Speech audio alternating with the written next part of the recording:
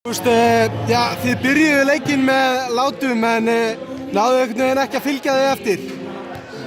Nei, það er rétt. Við byrjuðum að leika ágætlega og við lendum bara strax í vandræðum með fráköst og síðan náðu þeir fórustu og 10 stig og það var bara einhvern veginn það datt allir bátnum úr þessu og þetta var bara mjög þægilegt fyrir þá.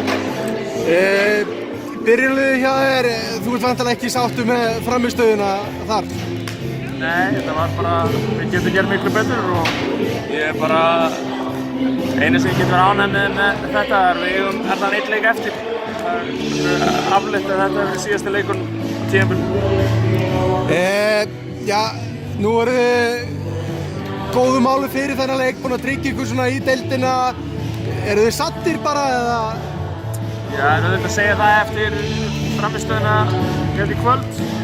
Auðvitað segja það. Við séum það, en ég trúi því ekki. Við erum allavega ég og ég trúi því að strákarnir séu það líka. Við viljum gera betur en við gerum í fyrra og við eigum ennþá möguleika því. Þannig að það er einn leikur eftir og við ætlum að reyna að bæta fyrir þessa frammistöðu.